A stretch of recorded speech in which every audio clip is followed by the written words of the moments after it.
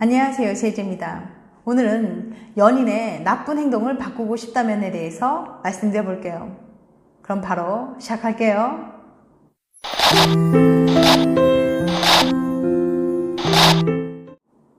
연애는 맞춰가는 것.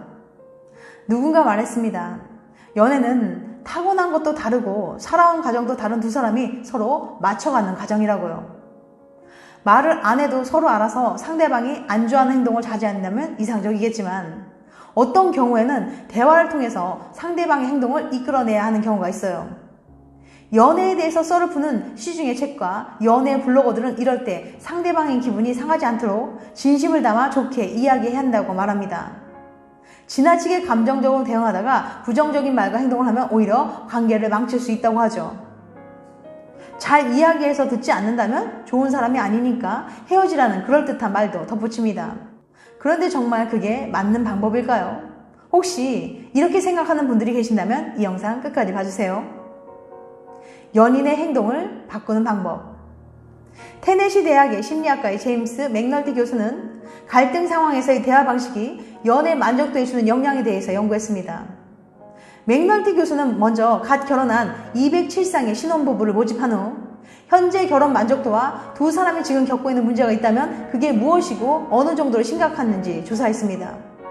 이후 맥널티 교수는 커플들을 실험실로 초대해서 두 사람이 겪고 있는 갈등에 대해 대화를 나누도록 했어요. 20분간 진행된 커플의 대화는 모두 비디오로 녹화되었습니다. 녹화된 비디오 파일은 별도의 연구진에게 보내졌어요. 연구진은 커플이 싸울 때 어떤 식으로 이야기하는지 알아보기 위해서 커플의 모든 대화를 종류별로 분류했죠.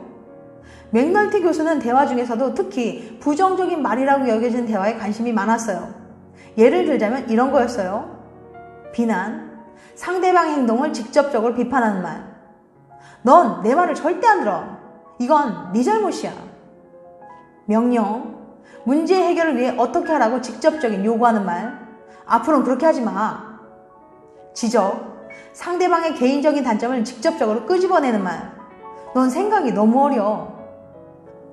맥널티 교수는 실험에 참가한 커플들을 대상으로 1차 실험 이후 6개월 간격으로 결혼 만족도와 겪고 있는 갈등에 대해 지속적으로 후속 설문을 진행했습니다. 1차 실험에서 했던 대화가 이후 갈등과 관계 만족도에 어떻게 영향을 미쳤는지 궁금했으니까요. 결과는 어땠을까요?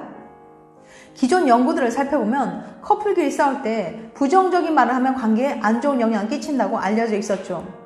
이번 실험에도 같은 패턴이 나타났어요. 부정적인 말을 한 커플은 평균적으로 6개월 후 관계 만족도가 15점 정도 감소했어요. 맥널티 교수도 이 결과를 보면서 역시 부정적인 말은 안 좋군 이라고 생각하며 넘어가려고 했어요. 그러다가 우연히 아주 재미있는 패턴을 발견했습니다. 맥널티 교수는 부정적인 말을 한 커플들을 심각한 문제로 갈등하는 커플과 가벼운 문제로 갈등하는 커플로 나눠서 6개월 후 관계 만족도가 어떻게 달라지는지 분석해봤어요. 그랬더니 가벼운 문제로 갈등하면서 부정적인 말을 한 커플은 관계 만족도가 50점이나 낮아졌지만 심각한 문제로 갈등하면서 부정적인 말을 한 커플의 경우에는 관계 만족도가 오히려 35점이나 상승한 거예요. 심각한 문제로 갈등하면서 부정적인 말을 한 게 관계에 더 좋은 영향을 미친 거죠. 어째서 이런 결과가 나온 걸까요? 사랑의 비판. 맥널티 교수는 이 현상의 원인을 파악하기 위해서 좀 더 심도 있는 분석을 해봤습니다.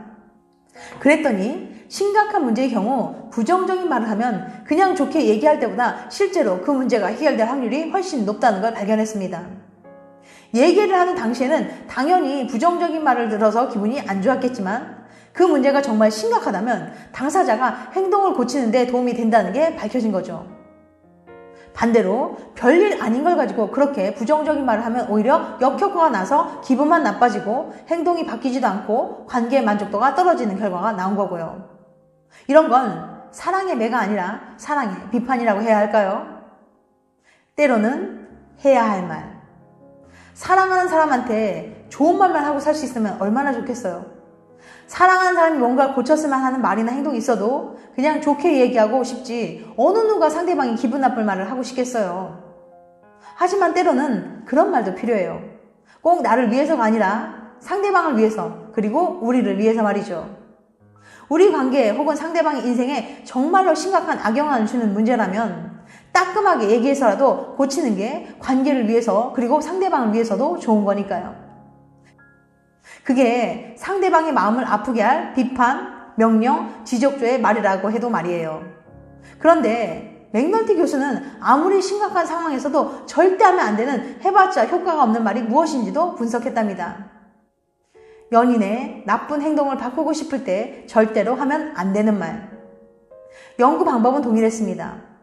207쌍의 부부를 모집하고 현재 겪고 있는 갈등과 관계 만족도에 대해 조사한 후 실험실로 초청해서 그 갈등에 대해 얘기해 보도록 했죠. 맥널티 교수는 커플들이 나눈 이야기를 모두 비디오로 녹화했고 별도의 연구진은 비디오를 보면서 커플이 나눈 모든 대화를 하나씩 분류했습니다.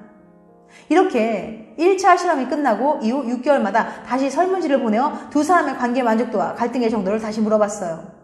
자, 과연 6개월 후 관계 만족도를 가장 많이 떨어뜨린 말은 어떤 것이었을까요? 커플들이 관계 만족도를 가장 많이 떨어뜨린 말은 바로 간접적으로 부정적인 말이었어요. 이게 어떤 말이냐고요? 예를 들면 이런 거예요. 회피. 문제에서 스스로 회피하면서 상대방을 비판하는 말. 나는 그렇게 술 안 마시는데? 난 너처럼 안 그러는데? 암시. 다른 말을 하는 척하며 상대방을 비판하는 말. 너 술은 적당히 마시는 게 좋다는 말 들어봤어? 가정. 상대방은 이럴 것이라고 혼자 판단한 후 그 판단에 기초해서 비판하는 말. 너 자꾸 그렇게 하는 걸 보니 날 안 사랑하나 보네. 네 속이 훤히 보인다. 공격적 질문. 질문으로 상대방을 압박하면서 궁지에 몰아넣는 말. 내가 전에 하지 말라고 말하지 않았어? 내가 뭐라고 했는지 기억이 안 나? 비꼬기. 반어법으로 비꼬면서 상대방을 공격하는 말. 아, 너 이렇게 하는 게 좋아서 이러는 거구나? 허참, 그러게 아주 좋은 생각이네. 즉, 문제의 본질이나 자신의 생각을 분명하게 전달하지 않고 간접적으로 상대방을 비판하거나 공격하는 말이죠. 갈등 상황에서 이런 식의 말을 한 커플은 6개월 후 만족도는 거의 모든 커플에서 감소하는 추세를 보였어요. 실제로 갈등을 겪는 문제가 얼마나 나아졌는지 물어봤을 때도 거의 모든 커플이 갈등이 해결되지 않았다고 답했죠. 간접적으로 부정적인 말이 이렇게 안 좋은 영향을 끼치는 이유는 무엇일까요? 얼른 떠오르는 건 일단 말투나 내용이 기분 나빠서 문제 해결에 별로 도움이 안 되는 거 아닐까요? 일 거예요. 하지만 이게 핵심적인 이유는 아닙니다. 왜냐하면 앞에서도 언급했듯이 비난, 명령, 지적과 같은 말도 충분히 기분 나쁠 수 있지만 오히려 연인의 변화를 이끌어냈거든요. 더 중요한 문제는 이런 말이 갈등의 본질을 다루고 있지 않는다는 점이에요.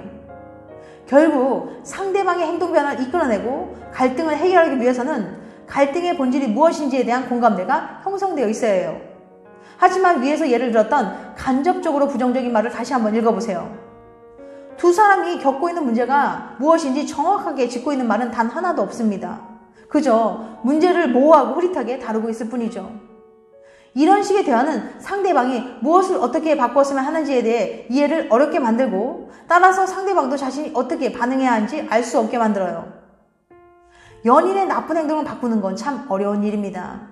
원래 누군가에게 뭔가를 요구하고 듣기 싫어할 법한 말을 하는 건 쉽지 않은 일이에요. 그러다 보니 싸우면서 앞의 예시처럼 간접적으로 부정적인 말이 튀어나올 때가 많이 있죠. 간접적으로 얘기하는 게 더 쉬우니까요. 직접적으로 전곡을 찌르면서 이야기하는 건 아무래도 상대방이 잘못을 했더라도 용기를 필요로 하거든요. 하지만 어쩌나요?